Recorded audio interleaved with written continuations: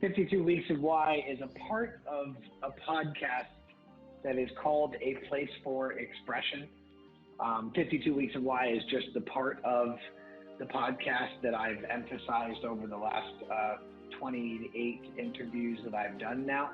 And A Place for Expression has always kind of, in my mind, been somewhere where we can get together and talk about things that are personal, things that changed our lives, things that impacted us on a greater level. And one morning at 1 a.m., October of last year, I woke up with this idea of this podcast specifically for 52 Weeks of Why. And I really think that this has helped me so much personally, and I know that it's helped other people who have reached out to me and said, wow, this person's why, and they've gone back and watched other ones after they've been interviewed, or I've had people who are just now getting involved and listening and going back and listening to them, and they're digging up old ones that I've interviewed way back in the beginning of this year, and it's really cool to see the progression, and I thank you for bearing with me and my interview style as I work through interviewing people. And this particular podcast, I get to interview a friend, somebody that I've supported and had in my life for a little while. And we both come from similar paths, and we'll get into that in a little bit. Before we get into that, I want to have just one very easy quote from Dr. Edith Eger. And she is a Holocaust survivor. And her quote is, "Don't ask, how can I help you? Ask, how can I be useful to you?" She did a great podcast with Lewis Howes on the School of Greatness. I'm a huge fan of his work and have listened to his interview style change and grow over the years. And really cool, that one especially, listening to a Holocaust survivor share her story and her book. My guest today is Don Ritenour. Don and I have been friends for about 5 years now, maybe a little less than that. And his wife, Caroline, was actually an interviewee about a month ago, roughly, and just really have been enjoying watching them grow in their entrepreneurship and grow in their projects that they work on both separately and together. And we're going to get into that a little bit tonight or today. And Don, thanks. Man, it's good to see you again, and thanks for being here. Yeah, thanks for having me, man. I'm really excited about this and get to catch up too at the same time. It's great. We used to see each other almost every day when you were down in my neck of the woods, and now the business has grown to a point where like you're traveling so much and doing so much. So first, born and raised in our area in Youngstown, have been here for quite some time, and have been an entrepreneur now for pretty much as long as I've known you, but I know you haven't always been an entrepreneur, and I want to talk about that a little bit. But share with me a little bit just the journey when you came back to Youngstown after spending a little bit of time in Florida, where you were in school and what school life was like for you, and coming up into the present with some of the challenges that you faced and obstacles you overcome to get here. Sure. Again, basic family, right? Two loving parents, mom and dad. Again, went to Boardman High School, Boardman Middle School. Again, lived on the other side of Boardman, I'll say. Again, my parents were blue collar, hardworking. My mom was a waitress, and my dad was a truck driver, mechanic for most of his life. But as far as schooling, again, like I always had a hard time in school, and I never really understood why. Um, Again, now being an adult, I suffer from ADHD, and I also have dyslexia, which was never diagnosed throughout my schooling process. So a lot of that makes sense of why I had such a hard time in school. I believe it was actually in the 5th grade. I figured out at an early age in school that if I did the first 9 weeks, gave it 100%, the second 9 weeks, I could do a little bit less. The third and the fourth 9 weeks, I could do nothing, and I could still get a C or D and pass. So finally, my mom caught on to this and was like, "What's going on? This is a pattern." I'm like, "Well, yeah." So I explained it to her, and she actually had me held back in the 6th grade. I guess for her to try to I don't know, prove a lesson or to teach me something. But really, I think that added to a lot of guilt and maybe negativity that I carried around up until recently, right? The lack, right? That maybe I wasn't smart, or that these issues, right, that were marked on me as a child, I actually carried into my adulthood. And again, that tracks into stuff we'll get into as we continue to talk. Um, but I think that's kind of for me, like that's why I ended up choosing the path that I did to, as far as cooking. Um, it was like almost like a pirate, right? Like these guys that play with fire and knives, and they work late nights, and they play with booze, and they drink, and right, it's like pirate rock star lifestyle. So I think that was kind of again what set me on this path, of always feeling like an outsider, but never really knowing why. And again, we can get into that as we continue to talk. But yeah, that's kind of like the basics of it. So as a young child, I feel that again I had that stacked against me from the rip. Again, blue collar family, no, not really. Parents never really planned for college, and I think that affected me too, because like coming up and just feeling like I was never going to be good enough to go to college, right? Even honestly, dude, even before this interview, I was running around looking for a phone set up this Zoom call, and I couldn't find it. I'm like, see, bro, like this is why you can't do this stuff. Like this is not you, but it is me. Like, but it's that same mindset. Every once in a while, it still comes back. That it's my fault, or that I'm lacking in something because I didn't have my iPad here for a Zoom call, right? Like it's not a big deal, but I was beating myself up about it. Like, see, look at you can't do this stuff. Who are you trying to be, right? But it's still that Yeah, it's mindset that sometimes. inner naysayer, man. That inner naysayer is It gets me he's a some days, loud man. voice It gets me sometimes, man. some days. Yep. But it's So been when you come out of like grade school and you're moving into high school and graduating, um, when you graduated, was it apparent to you in those latter years of high school that something was different, that you were definitely not going down the path of college? Kind of, where did you see yourself in those periods of time versus where maybe you were in the grade school years, sixth, seventh, and eighth yeah. grade? Again, I went to school. My dad wanted me to go to be a machinist, so I went to the vocational school in Canfield for my last 2 years of high school. Um, and again, right, it's probably about my junior year. My parents went through a divorce, and that's where everything kind of shifted. Because even at that point, I signed up to go in the Army Reserves, and my thought was I just wanted to go get away. I wanted to give my parents some time to maybe, you know, like a couple again, and I wanted to go find myself as a man. Right, that was my thought. Um, so everything kind of shifted though. I said mom and dad split up, and mom went on a bad roll. And I kind of got tied into that a little bit as well, along with her. So that kind of changed. But again, I always knew like the college thing probably wasn't for me.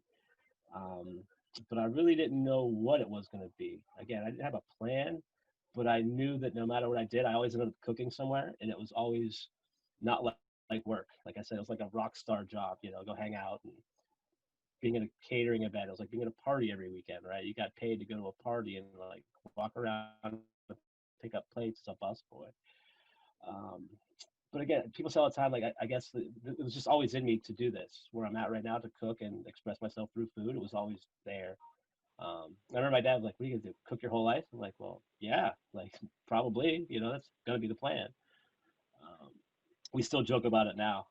Like, see, yeah, he kind of had that visual of like, just a McDonald's, short type guy, working a diner or something. But it was always my escape. It was where I could go and shut everything off, right? It was the one place that I could go and I knew I was comfortable at, that I could excel at, um, that I could be creative. And one thing I liked about it too was like, as a chef, you really can't tell me I'm wrong, right? It's my recipe. You might not like it, right? You might not like how I did it, but you can't be like, that's wrong. Like, that's not wrong. That's my recipe. That's how I wanted to do it. So I think some of that plays into why I wanted to do this too. When did you step into your first official role where you knew that you could make a living being a chef and got a paycheck for doing something that you loved? Yeah, it was early on. I said my first job was a busboy at a banquet center. So again, my next transition was to a dishwasher and a prep cook, and it just kind of lined up that way. And again, I always took the journeyman's approach. Because again, I didn't go to culinary school at the time too. It was not even really a thought. Um, Again, that nobody ever told me at the time like that was a thing. Again, I thought later on like that was a thing, but it just wasn't at that point. I was like, I'm already kind of seasoned here. I've been doing this a couple of years now. Um, but I was very fortunate. My best friend, his dad had a restaurant right on the Ohio PA line in Coatesville. So I started working there, and again, we kind of just got to go to work every day, hang out with my best friend, play in the kitchen, right? Listen to some cool music and serve food. And that's where I really kind of just started selling it and going, I could kind of see this like long term. And again, it's funny because long term then and long term now are two different things. Um, but I really never had that goal setting ability to where I just wanted to run somebody's kitchen, right? I just wanted a decent job. I wanted just maybe to have my name tied to something or somebody, right? But I never had the thought of being my own boss or entrepreneur or anything like that. Again, it just wasn't my mindset. That's not that wasn't I wasn't introduced to that mindset. I wasn't introduced to some of the stuff in the books that I've read as an adult, as a child. Poverty mindsets and stuff like that. When do you remember first having the inkling that maybe I don't want to do this for other people and maybe I want to have my own restaurant or my own business and operate on your own?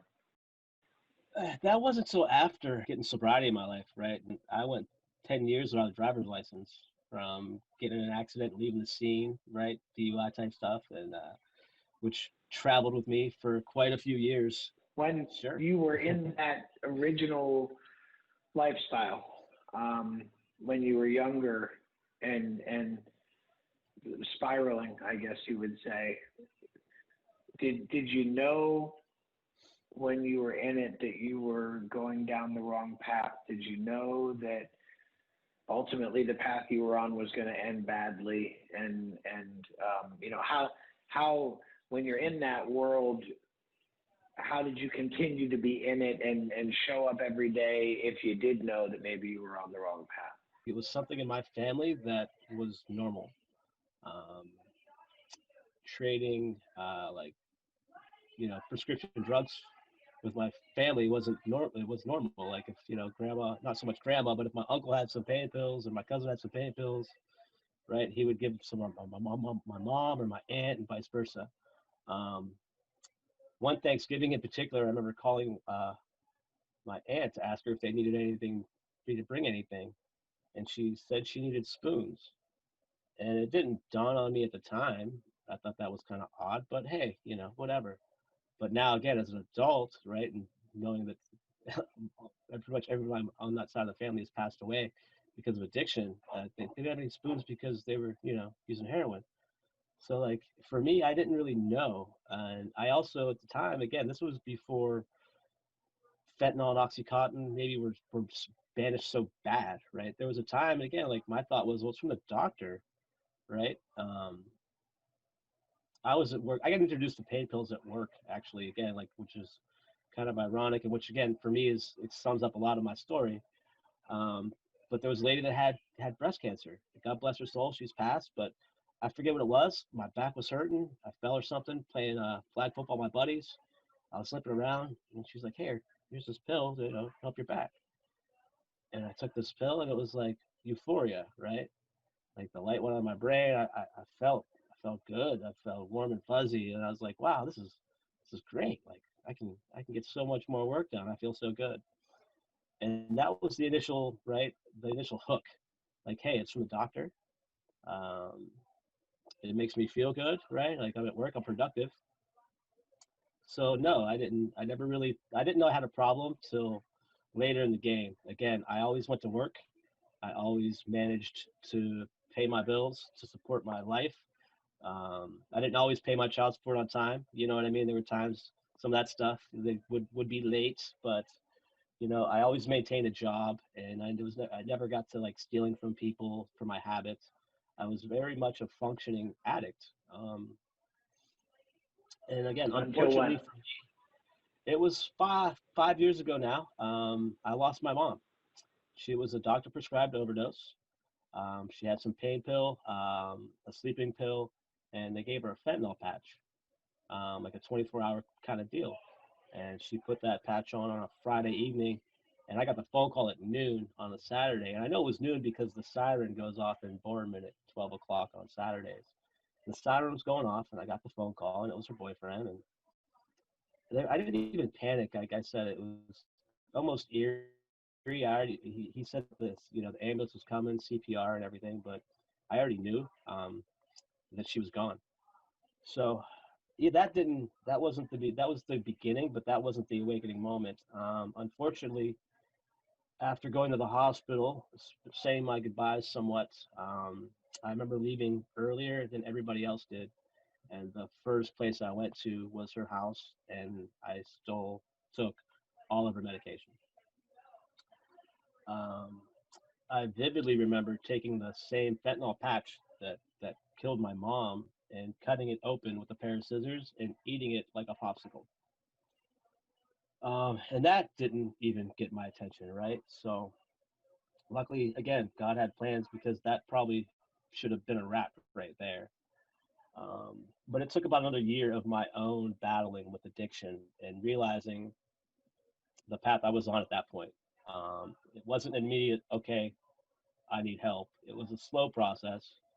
And it came down to one day, I believe I spent over $500 in 24 hours, and I was snorting pills off of my Bible, right? Because at the time I was trying to get sober and I kind of knew the direction I needed to go, but I had no clue on really what to do. Um, so it was that point. I actually was married at that time too, um, to my now ex-wife. But through that process, the reality was it came down to it. I felt as a person, if somebody came up and they killed my mother, I hope in my heart I would forgive them. But I know I wouldn't call them every day to ask them how they were doing and to go find them and to go hang out with them. And slowly but surely, that's the seed that got planted. Every time I was making the phone call to go find some pills, as basically I was going to go hang out with the person that killed my mom. So that started to change in me. So at the time, the now ex-wife was like, "Hey, look, you need to do something. You need to go to rehab." I don't really have a drug problem. I'll be okay. So I played that game for a while, a few months, a couple weeks sober, months sober, 3 months sober, boom, right, right back at it.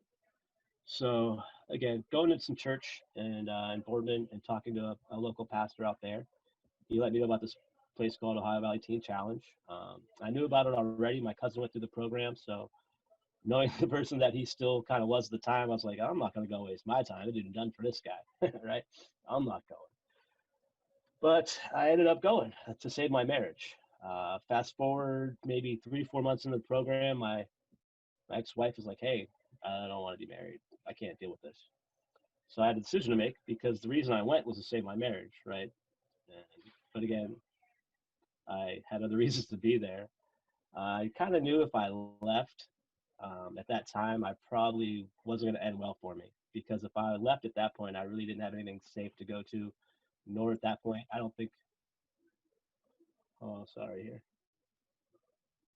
Oh, sorry. You're good. Keep going. So I'm sorry. Where was I? Well, just that Um, you were at that point where you were oh, in, and your wife said right. she wanted So a divorce. yes. So she wanted divorce. So I knew that again, if I came out, it was probably not going to end well for me, and that there was something bigger already. I was already invested a little bit, and I already felt some change on the inside. Some things already started to make sense.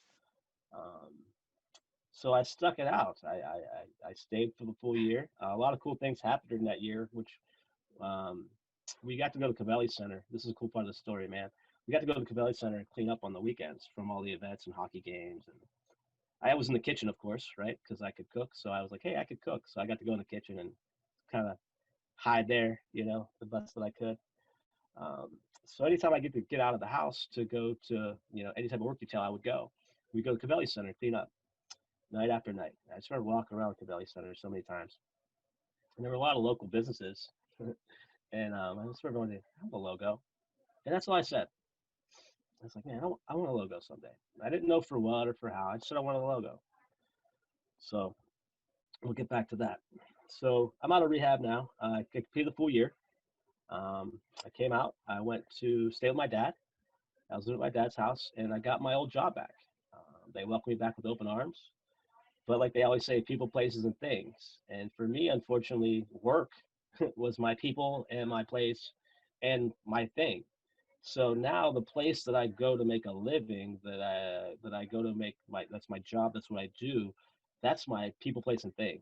So I'm battling my addiction for the majority, 40 to 60 to 70 hours a week sometimes. That's where kind of, I met Caroline around that same time. And that's kind of where she comes into play. And so she's like, look, man, you can't keep doing this to yourself. Like, this isn't going to ever end well. Like, this is going to continue to be the cycle until you do something. Because again, she was way, way, way wiser than I am. And especially then, right? She's seen it all before I couldn't even think about it. So she encouraged me. We actually went on a date to Libs. We got tacos, and I met Ben, and we talked, and I was like, hey, what if I could rent this guy's space, maybe do a pop up here?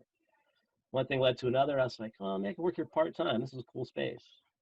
So I went from part time, and then again, next thing you know, it was a couple more days, and then it was like, hey, I quit my job at this other place that I had that was pretty predominant, and I was doing well at, but I wasn't thriving in. Right, I was doing okay, but I wasn't thriving personally. Um, so after months of contemplating, what am I gonna do? What am I gonna do? And Caroline be like, just make a decision, bro. Like, stop being afraid. So I decided to take the jump and go to Libs at that time full time, but we didn't even know what that was. We were doing, I think, food 2 days a week at that point.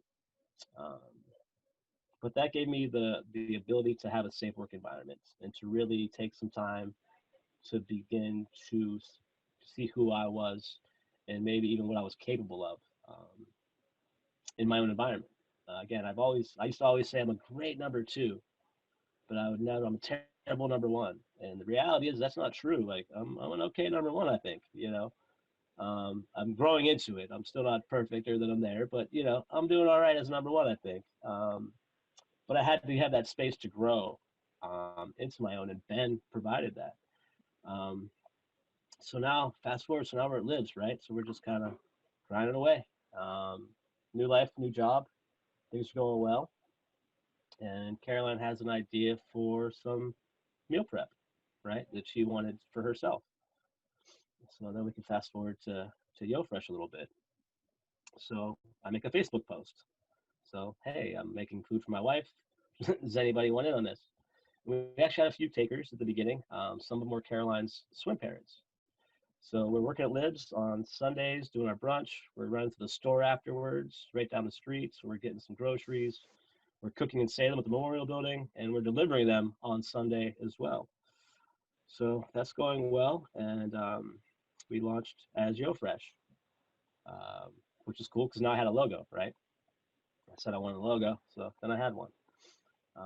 So now we have a small operation, and we're kind of doing some things, right? Caroline sets up an LLC, and we have some local business people behind us. We asked some questions, and we ventured off into this meal prep thing. Let me ask a couple questions. So when you came out of the dark place and went into rehab and had the rug yanked out from under you while you were there, thinking that you were there for one reason, finding out very clearly that reason wasn't really why you were there. As you were working your way through that process, that year, and now even going forward, how did you stifle that voice of the naysayer, the voice that kept wanting you to do wrong? And how do you continue to do that today when that voice comes up? What are you doing to get yourself out of that zone? I go to therapy. I'm on some medication. All kind of little things. I have people in my life that support me and that I can call and talk to.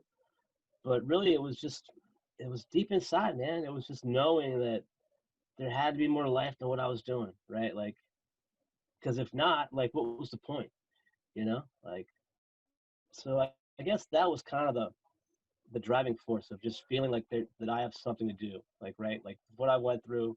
Part of it was too going what I went through and losing my mom. Like, not only did I not want my kids to go through that, but I don't really want anybody to have to do that. Like that was crappy. People should have to bury their parents and their kids because of drugs, man. Like, it's just a terrible, terrible thing. The fact that you were able to come out of it is amazing. So coming into now the last year or so, you said that you've never pictured yourself a good number one, that you weren't a good number one. I think, man, everybody's got that in them. I think it takes that person to show you what number one means to them, and you can go, oh, that's what it means. Well, I can do that. And then you realize, oh, if I can do that, then maybe I can be number one, right? And Right. it's amazing to me how having that example does that. And you've been very blessed in the last like 2.5 years to just be completely surrounded by entrepreneurs, right? Like everybody around you is running It's been their own crazy. thing and doing their own It's thing, been right? crazy. And I have so many great people around me, and wise counsel. Like I said, it's just been a blessing. And again, it's all been part of the process. Even some of that too. You said, like, what shuts that voice down sometimes? Sometimes I'll stop and I'll take an inventory, just of who I have in my life, and the fact that these three men that I lean on are in my life, of who they are, tells me enough to know that I'm on the right path. Like, that shuts that voice up that I'm not enough, because these men that I have around me would not waste their time. Um, if I didn't have, a value, if they didn't see something maybe that I don't, or again, they just have that different. They don't hear that negative voice that I hear about myself. They see it for what it is, right? They see everything I got going on, and they see my heart. And sometimes my brain is louder than my own heart to myself in a negative way. But again, that's part of it. Again, that's part of the depression. We didn't touch on that yet. I think that's important. I think as men, again, we don't talk about that enough. Men's mental health. We're men. We're good. We're fine. I got this. Man, I tried that for a long, long time, and it didn't do me any good. Again, that the hardest part for me was waking up on days and knowing that I was so blessed to be here, and to be able to breathe and to have the opportunities I had, but I still couldn't get out of bed to face the day, right? Like, it was that heavy at times, and it didn't make sense. And again, that was hard for me because I'm like, there's nothing wrong, bro, right? There's nothing wrong with you. Quit it. Like, get up. But I couldn't, right? It wasn't that easy. Um, but it seems How so did easy. you And I think overcome that's that? therapy and medication. And it's something that, again, that I dealt with it today. Again, looking for get ready for the Zoom call. It's something right now. It's funny that we're talking about it, because it's definitely on my next paradigm shift, is really realizing my identity, um, and who I am because of God. You know what I mean? And because of what I am in my life and what I've done and what I've gone through.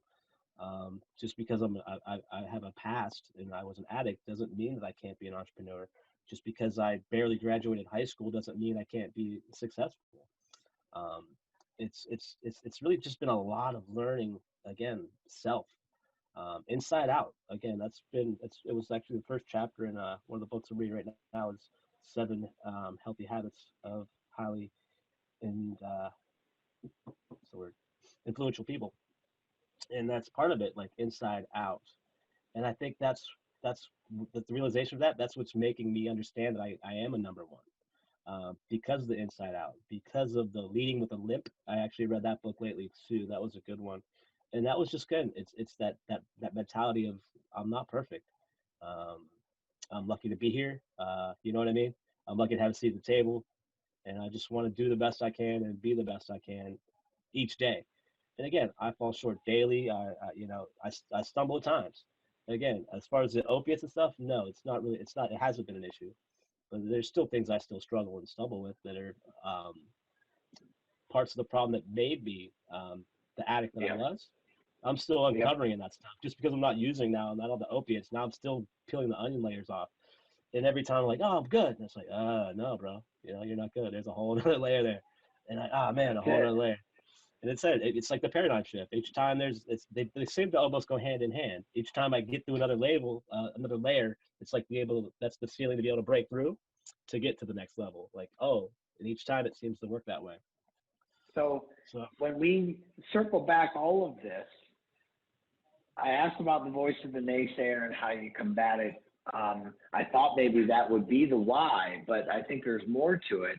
And I'd love for you to share your why now, since we've heard the whole story, and what keeps you motivated and gets you going every day. there's a couple different things. Again, part of it is I want to leave a legacy for my mother. And at one point in time, when I said that a long time ago, when this whole journey started of sobriety, that I wanted to have an impact and leave a legacy for my mom, I didn't really understand it, but I just knew it was something I wanted to do. What I've gone through and what the Lord has done in my life and the impact that I can have as a person, like that's my why. Because if that's not my why, then my mom died in vain, right? If I don't stay on top of my game, if I don't stay sober, if I don't do something and leave something behind that somebody can see that there's a change, then what's the point, you know? So for me, that's really my main why, is just to leave a legacy for my mom, to say that again, we do recover, you know what I mean? We can overcome anything we can put our minds to. That's part of my why. My two children, right? Part of my why. Because again, like we touched on earlier, there's a time they were ashamed of me. That hurts, but it's the truth. There's a time I was ashamed of myself. But to be able to have my kids, but to be able to have my kids look up to me now and be proud of me, that's part of my why. Um, that's all part of my why. Like I said, just to be able to give back. Like I said, I've met so many people on this journey that are way less fortunate than I am, that have been through way more stuff than I've been through. And I just carry that stuff, man. Even here locally in Youngstown, like just drive around, pay attention. You just see brokenness everywhere, and that's just where my heart is. That's my why, because I've gone through something. I've been broken. Um, I'm I'm on the other side. Like again, I'm not arrived. I still deal with things, but I'm on the other side of some things. So if I could be on the other side of things, then other people could be on the other side of things. Because again, I'm not the smartest guy. I don't have a college education. I'm just a dude that went through some stuff. That tries to make the best of sometimes the worst opportunities. But that's part of it too, though. I've always had that work ethic, no matter what, no matter the addiction or no matter what. I always knew that if you don't work, you don't eat. I wanted to hit on this. So if we went back to Don in junior year of high school, obviously with the why being so correlated to mom, would it have been correlated to mom back then, or was your why different back then? No, then I don't think there was a why. Then I was just living, right? There wasn't a why. Again, I kind of had that same rock star mentality. There was a time when I didn't know if I would live to be in my 40s, right? I never planned for retirement because I never looked that far ahead. TJ Curran said his why back then was just to have fun, right? And be funny. Much, and right? if you were fun and funny, like you were in, That was my why, right? Just to be a cut up, just wanting to be liked and fitting in, because I felt like we touched on earlier. I just kind of felt like I never fit in. But now as an adult, as I'm growing into my identity, I'm like, of course you didn't fit in. You were made to stand out, bro. Like you were made different for a reason, right? Like not everybody's cut out to be an entrepreneur. Not everybody can come out of addiction. Not everybody can, to handle some of the stuff that apparently that God's brought me through. So that's part of my why too, because again, I'm here standing. Like you need to know this. So if we know that your why wasn't this as a teenager, and we know the period that you went through where the why was focused around addiction, when was there a point either in rehab or recently when you said, I have a why, or I have to make a why, or it dawned on you that mom was the why? And when was that, if you can recall when that was, where your purpose shined a light on you and you knew that now you could come out over on the other side of this? It was after rehab. Again, I kind of came out with a false sense of arrogance. Like I was just good, right? I've been delivered. Was my mindset, right? I'm never gonna sin again, right? I'm good. Um, so I kind of came out a little arrogant, and it probably took a good 8 months, and I slipped up. And again, it wasn't, I didn't go on a bender for weeks at a time, but for me, that was a reality check of, hey, whoa, wait, you put in a lot of work, bro. Like you sacrificed a lot of stuff to get away from this. Um, Maybe you don't got this. right. And again, it's that thorn in my side, right? And again, I like to think that that's part of it, that keeps me connected and grounded, knowing that, again, it's that higher power that I can't do this on my own. I think the seed of wanting to change and have an impact was planted before, like you talked about earlier. The seed was planted before, like right after, kind of like when I realized what I was doing and that I was on the same path. I think that was my why. I think I knew that then. I just didn't have the tools and the people around me or the knowledge to do it. But again, it's all been a process. It's funny because sometimes I had to put the horse in front of or the cart in front of the horse. There's been times that it's had to be that way. There's been times I've had to take leaps of faith to I feel activate this journey to where I'm at, because if I wouldn't have came and met the guy at the space I'm in right now the day that I didn't want to, but I felt led to, I probably wouldn't have the space. Like I said, same thing with people I've reached out to. If I would have reached out to them, they wouldn't be in my corner, right? They wouldn't be mentoring me because I didn't reach out to them. But at the time, I probably had no right, like, to be like, why is this person calling me? Who's this person? You know?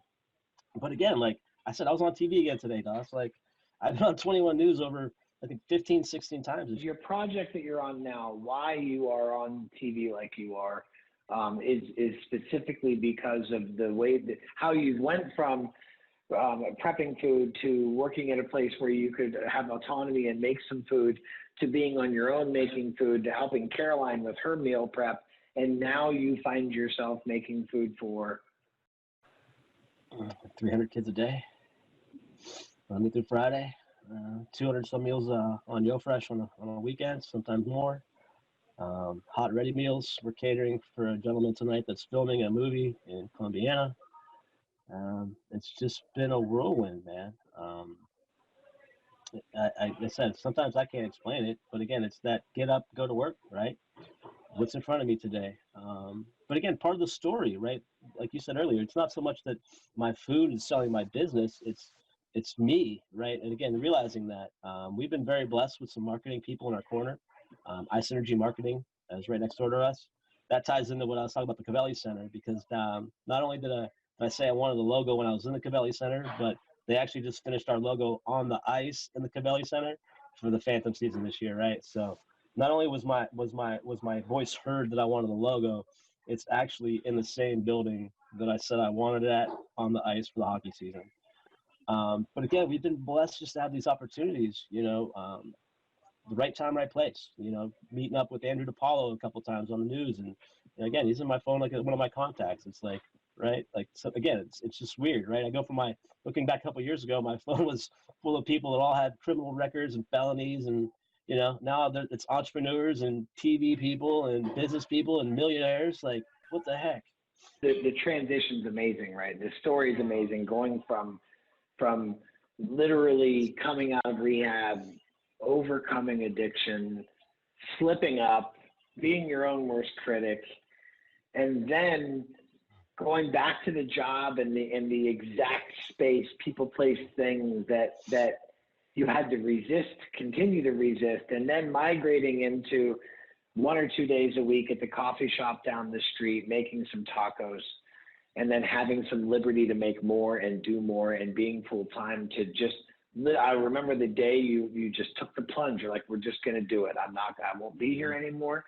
I'm going to go make my own food. And I've got this thing, I've got this idea, and I've got the support of my wife. And that support with her entrepreneurial spirit, what you learned from Ben at the coffee shop and what you learned on your own, just putting your head against it, to now be serving 300 kids with a grant to help cover that. It's just an amazing story.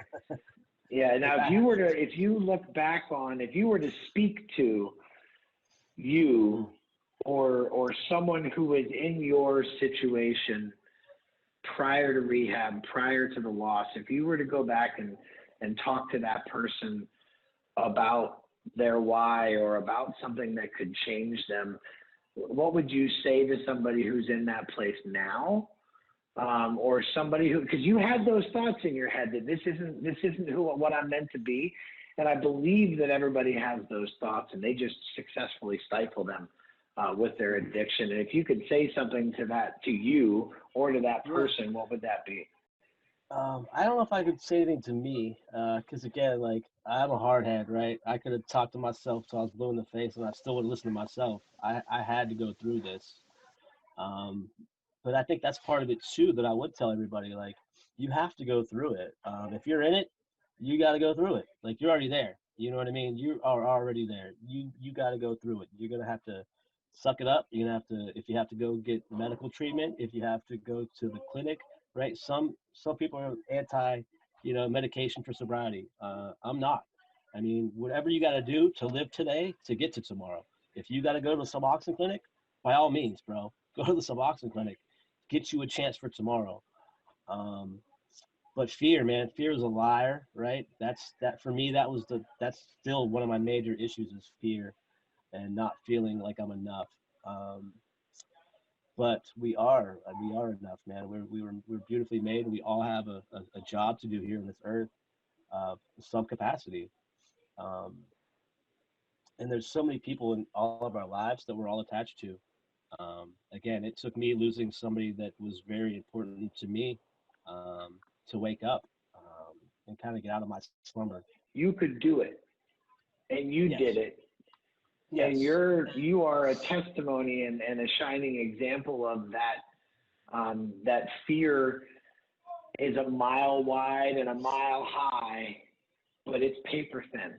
It's fear, man. Again, like don't be afraid. Like trust your instincts, man. Like have faith in yourself. We have so much in us that we don't know, and it really takes that self-reflection time to really start working on the onion layers, like we talked about, to really bring that stuff to the surface. As terrible as it is, as stinky as it is, as crappy as it is, right? I like the analogy that the prettiest of rose has to go through some manure, right? Like it's a beautiful rose, but at some point in time, it went through some crap, and I think that's part of the beauty of life. I think some of the prettiest roses have gone through some crap.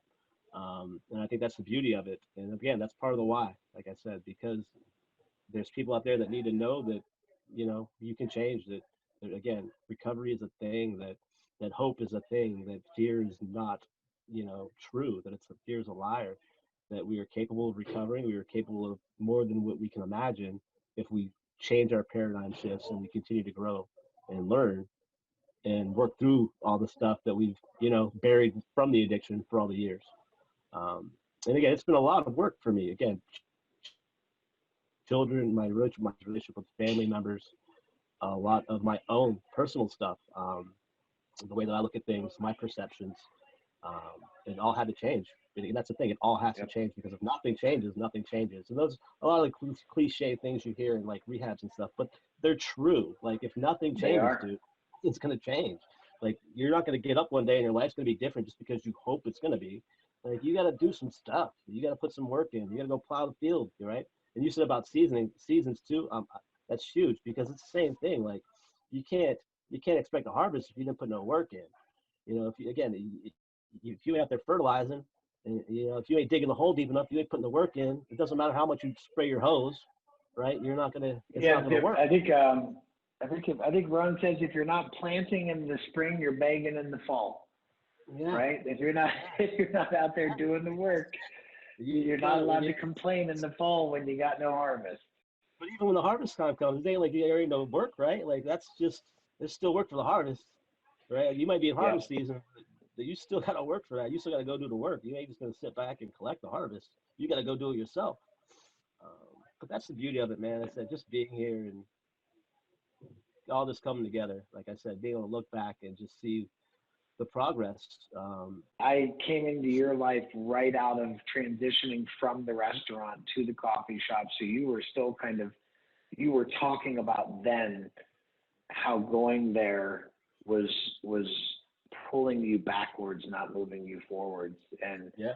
I remember that transition. There's been a lot of times where you shared wisdom of how you're moving yourself away from the things that tempt you and distract you and drag you down. And you've done just an amazing job of that, brother. And I'm so happy to support you and see your success. And it's really cool to just at random see you on the news talking about what you're doing now. It's really cool to see your success and hear that you're reading and hear that you're growing and hiring people and have employees and so many different facets of your life that have changed just in such a short period, all because of that dedication to sobriety and that dedication to leaving a legacy for your daughters and for mom. I think it's a great example for anyone else who's going through it, that you can come out on the other side of it, and you don't come out on the other side of it worse. You don't come out on the other side of it in a position that you have regrets. There's no regrets where you are now relative scars, to where you right? were. There's scars, there's bruises, there's stuff like that coming out on the other side. But, regret, no. I still sometimes I can look and say maybe maybe I missed an opportunity there, or maybe I could have done that differently. But again, it's learning that it's not regret, right? It's okay. I did that wrong. How can I learn from it? And then it's not, right? Then it's not negative. It's a positive. Because again, it's so much just mindset, man. It's that's really what it is. It's all the mindset. If I wake up and the first thing out of my mouth is, "Oh man, crap," right? Today sucks. Pretty much that day's gonna go that way. You know what I mean? I'm gonna stub my toe. My shirt's gonna get caught on the doorknob. I'm gonna have a flat tire, right? The old lady's gonna be slow in the car in front of me. I'm gonna forget my wallet. But if I wake up with a different mindset, Or your iPad. Working on this. I've been working on waking up and trying to be thankful, and at least think of a couple things off the rip, right? And open my eyes, go, yeah, I'm thankful for this, and this, and this, and this. It kind of sets a tone for the day. And again, that stuff's important, man. Staying connected, staying in, meditation time, reading time, that all plays into sobriety. Because again, my mind is an evil thing sometimes. And if I don't fill it with good, the bad will find its way in sometimes. That's a perfect lead into it, like a John Gordon saying where he says, where there is a void, negativity will always fill it. That if you leave a void, it's not just going to magically fill up with positivity. You've got to fill the void with positivity to keep that negativity out. Brother, thank you so much for the time, for sharing your story, for doing what you do to help those kids get a good square meal, for not cutting corners, for showing up every day and working hard like I've seen you do it. I appreciate you, and I appreciate our friendships, and I appreciate you being here.